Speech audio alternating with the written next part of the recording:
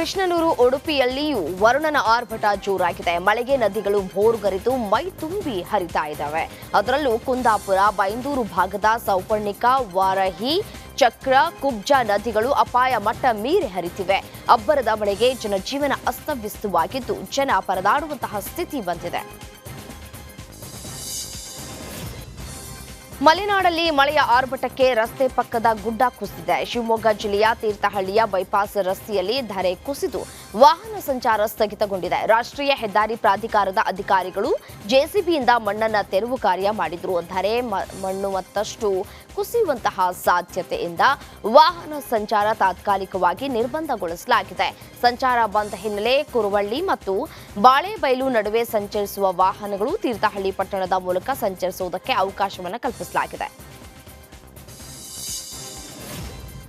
ಮಲೆನಾಡಿನ ಹೆಬ್ಬಾಗಿಲು ಶಿವಮೊಗ್ಗದಲ್ಲಿ ಕಳೆದೊಂದು ವಾರದಿಂದ ಮಳೆ ಅಬ್ಬರಿಸಿ ಬೊಬ್ಬಿರಿತಾ ಇದ್ದಾನೆ. ಧಾರಾಕಾರ ಮಳೆಗೆ ಜನಜೀವನ ಅಸ್ತವ್ಯಸ್ತವಾಗಿದೆ. ಇನ್ನು ಶಿಕಾರಿಪುರದ ಜೀವನಾಡಿ ಅಂಜನಾಪುರ ಜಲಾಶಯ ಭರ್ತಿಯಾಗಿದೆ. ಜಲಾಶಯ ಭರ್ತಿ ಹಿನ್ನೆಲೆ ಶಾಸಕ ಬಿವೈ ವಿಜಯೇಂದ್ರ ಇಂದು ಬಾಗಿನ ಅರ್ಪಿಸಲಿದ್ದಾರೆ. ಇಂದು ಬೆಳಗ್ಗೆ 11 ಗಂಟೆಗೆ ಕುಟುಂಬಸ್ಥರೊಂದಿಗೆ ಬಿಜೆಪಿ ರಾಜ್ಯಾಧ್ಯಕ್ಷ ವಿಜಯೇಂದ್ರ ಬಾಗಿನವನ್ನು ಅರ್ಪಿಸಲಿದ್ದಾರೆ. ಪೇಡಾನಗರಿ ಧಾರವಾಡದಲ್ಲೂ ನಿರಂತರ ಮಳೆ ಆಗ್ತಾ ಇದೆ. ಜಿಲ್ಲೆಯ ವಿವಿಧೆಡೆ ನಿರಂತರ ಮಳೆ ಸುರಿತಾ ಇದ್ದು, ಇಷ್ಟು ದಿನ ಸೈಲೆಂಟ್ ಆಗಿ ಇದ್ದಂತಹ ಮಳೆ ಈಗ ಫುಲ್ ವೈಲೆಂಟ್ ಆಗಿದ್ದಾನೆ. ಧಾರವಾಡ ನಗರ ಮತ್ತು ಗ್ರಾಮೀಣ ಭಾಗದಲ್ಲಿ ವರುಣ ಆರ್ಭಟಿಸ್ತಾ ಇದ್ದಾರೆ. ರಾಜ್ಯಾದ್ಯಂತ ಭಾರೀ ಮಳೆಯಾಗ್ತಾ ಇದ್ದು ಬಹುತೇಕ ಎಲ್ಲ ಡ್ಯಾಂಗಳಲ್ಲಿ ನೀರಿನ ಸಂಗ್ರಹ ಹೆಚ್ಚಾಗಿದೆ. ಕಾವೇರಿ ಜಲಾನಯನ ಪ್ರದೇಶದಲ್ಲಿ ವ್ಯಾಪಕ ಮಳೆಯಾಗ್ತಾ ಇದೆ. ಮಂಡ್ಯದ ಕೆಆರ್ಎಸ್ ಡ್ಯಾಂನಲ್ಲಿ ಒಳಹರಿವು ಹೆಚ್ಚಾಗಿದೆ. ಸದ್ಯ ಡ್ಯಾಂನ ಒಳಹರಿವು 35,997 ಕ್ಯೂಸೆಕ್ಗೆ ಒಂದು ಕಡೆ ಏರಿಕೆಯನ್ನ ಕಂಡಿದೆ. ಮತ್ತೊಂದು ಕಡೆ 124.80 ಅಡಿ ಗರಿಷ್ಠ ಮಟ್ಟದ ಡ್ಯಾಂನಲ್ಲಿ ಈಗ 109.10 ಅಡಿ ನೀರು ಸಂಗ್ರಹವಾಗಿದೆ. ಅಲ್ಲದೆ ಮಳೆ ಅಬ್ಬರ ಎಷ್ಟಿದೆ ಅಂತಂದ್ರೆ ಕೇವಲ 12 ಗಂಟೆ ಅವಧಿಯಲ್ಲಿಯೇ ಡ್ಯಾಂಗೆ 1.5 ಟಿಎಂಸಿ ನೀರು ಹರಿದು ಬಂದಿದೆ. ಒಂದೆಡೆ ಮಳೆ ಅವಾಂತರ ಸೃಷ್ಟಿ ಮಾಡಿದರೆ ಮತ್ತೊಂದೆಡೆ ಮಳೆ ಕೊಡಗಿನ ಪ್ರಕೃತಿ ಸೌಂದರ್ಯಕ್ಕೆ ಮತ್ತಷ್ಟು ಮೆರುಗನ್ನ ನೀಡಿದೆ. ಇಲ್ಲಿ ಹೆಜ್ಜೆ ಹೆಜ್ಜೆಗೂ ಜಲಪಾತ, ಝರಿಗಳು ಸೃಷ್ಟಿಯಾಗಿವೆ. ಮಳೆಗೆ ಜಿಲ್ಲೆಯ ಎಲ್ಲಾ ಜಲಪಾತಗಳು ಮೈದಳೆದು ನಿಂತಿವೆ. ಪ್ರಮುಖವಾಗಿ ಮಡಿಕೇರಿಯಿಂದ ಸಿದ್ದಾಪುರ ಮಾರ್ಗವಾಗಿ ಸುಮಾರು 12 ಕಿಲೋಮೀಟರ್ ದೂರದಲ್ಲಿರುವ ಅಬ್ಯಾಲ ಜಲಪಾತ ಸುಮಾರು 150 ಅಡಿ ಎತ್ತರದಿಂದ ಧುಮ್ಮಿಕ್ತಾ ಇದೆ. ಈ ಭೋರುಗರಿತಾ ಇರುವಂತಹ ಈ ಒಂದು ಜಲಧಾರೆಯನ್ನ ನೋಡೋದೇ ಕಣ್ಣಿಗೆ ಹಬ್ಬವಾಗಿದೆ.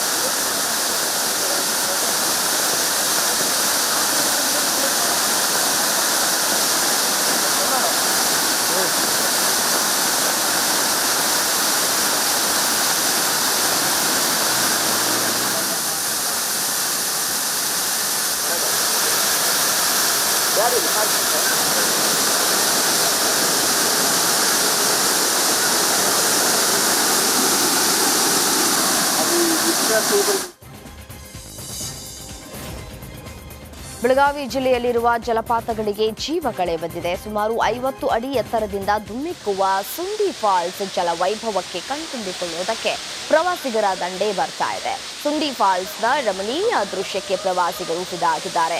ಕರ್ನಾಟಕ, ಗೋವಾ, ಮಹಾರಾಷ್ಟ್ರದ ಟೂರಿಸ್ಟ್ ಇಲ್ಲಿಗೆ ಬಂದು ಜಲಪಾತದ ಕೆಳಗೆ ಮೈಯೊಡ್ಡಿ ಕುಣಿದು ಕುಪ್ಪಳಿಸ್ತಾ ಇದ್ದಾರೆ.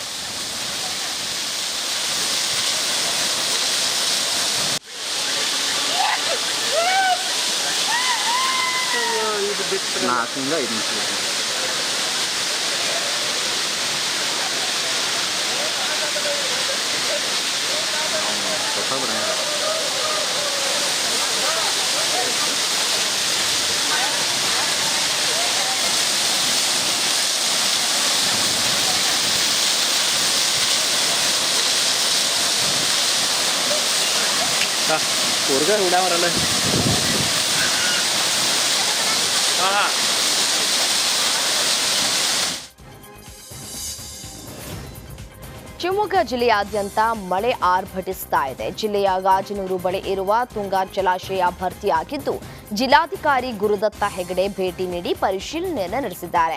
ಜಲಾಶಯದ ಒಳಹರಿವು ಹಾಗೂ ಹೊರಹರಿವಿನ ಬಗ್ಗೆ ಮಾಹಿತಿ ಪಡೆದಿದ್ದಾರೆ.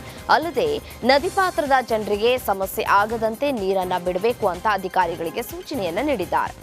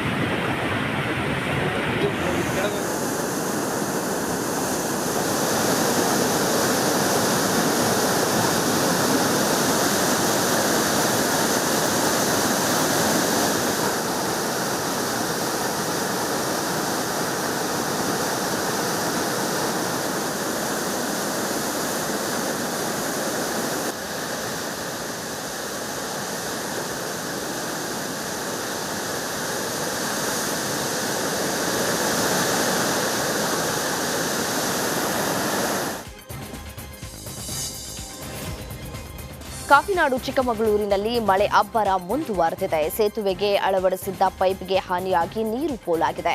ಶೃಂಗೇರಿ ಶಾಸಕ ಟಿಡಿ ರಾಜೇಗೌಡ ಸ್ವಗ್ರಾಮಕ್ಕೆ ಸಂಪರ್ಕ ಕಲ್ಪಿಸುವ ಬಸಾಪುರ ರಸ್ತೆಯಲ್ಲಿ ಈ ಒಂದು ಘಟನೆ ನಡೆದಿದೆ. ಈ ಮೂಲಕ ಕಡವಂತಿ ಬಸಾಪುರ ಸೇರಿ ಹಲವು ಹಳ್ಳಿಗಳ ಸಂಪರ್ಕ ಅಸ್ತವ್ಯಸ್ತವಾಗಿತ್ತು.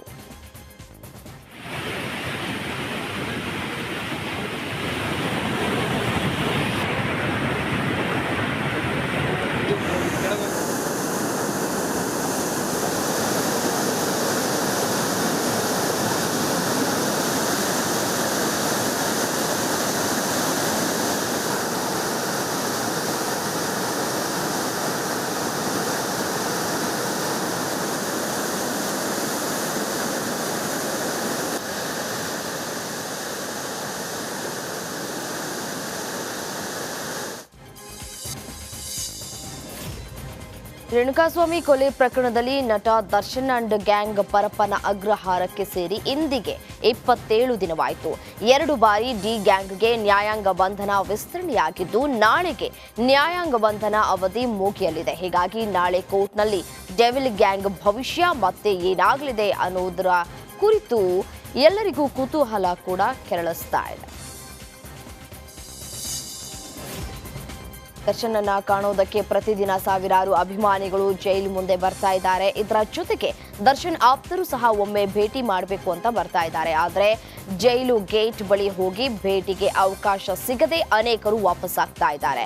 ಆಪ್ತ ಸ್ನೇಹಿತ ಹರ್ಷ ಮೇಲಂಟ ಭೇಟಿಗೆ ದರ್ಶನ್ ನಿರಾಕರಣೆಯನ್ನು ಮಾಡಿದ್ದಾರೆ. ಫ್ಯಾಮಿಲಿ ಹೊರತುಪಡಿಸಿ ಯಾರನ್ನು ಭೇಟಿಯಾಗುವುದಕ್ಕೆ ಇಷ್ಟಪಡ್ತಾ ಇಲ್ವಂತೆ ದರ್ಶನ್. ಆದ್ದರಿಂದ ನಟನನ್ನ ಭೇಟಿಯಾಗದೆ ನಿರಾಸೆಯಿಂದ ಹರ್ಷ ಹಾಗೂ ಇತರ ಸ್ನೇಹಿತರು ವಾಪಸ್ ಆಗಿದ್ದಾರೆ.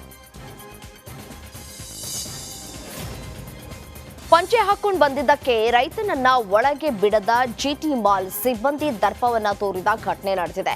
ಹಾವೇರಿ ಮೂಲದ ನಾಗರಾಜ್ ಎನ್ನುವವರು ತಮ್ಮ ತಂದೆ ತಾಯಿಗೆ ಸಿನಿಮಾವನ್ನ ತೋರಿಸೋದಕ್ಕೆ ಬೆಂಗಳೂರಿನ ಮಾಗಡಿ ರಸ್ತೆ ಜಿಟಿ ಮಾಲ್ಗೆ ಕರೆದೊಯ್ದಿದ್ದಾರೆ. ಆದರೆ ನಾಗರಾಜ್ ತಮ್ಮ ತಂದೆ ಪಂಚೆ ಹಾಕೊಂಡು ತಲೆಗೆ ಪೇಟವನ್ನ ಸುತ್ತಕೊಂಡಿದ್ರು. ಈ ಹಿನ್ನೆಲೆಯಲ್ಲಿ ಸಿಬ್ಬಂದಿ ಅವರನ್ನ ಮಾಲ್ ಒಳಗೆ ಪ್ರವೇಶಿಸಲು ನಿರಾಕರಿಸಿದ್ದಾರೆ. ಪುತ್ರ ನಾಗರಾಜ್ ಒಳಗೆ ಬಿಡಿ ಅಂತ ಎಷ್ಟೇ ಬಾರಿ ಮನವಿ ಮಾಡಿಕೊಂಡ್ರು ಕೇಳ್ಕೊಂಡ್ರು ಪಂಚೆಯನ್ನ ಹಾಕೊಂಡಿದ್ದಾರೆ, ಬಿಡೋದಿಲ್ಲ, ಮಾಲ್ನಲ್ಲಿ ಪಂಚೆ ಹಾಕಿದವರನ್ನ ಬಿಡೋದಿಲ್ಲ ಅಂತ ಹೇಳಿ ಸಿಬ್ಬಂದಿ ತಮ್ಮದೇ ಮೊಂಡು ವಾದವನ್ನು ಮಾಡಿದ್ದಾರೆ.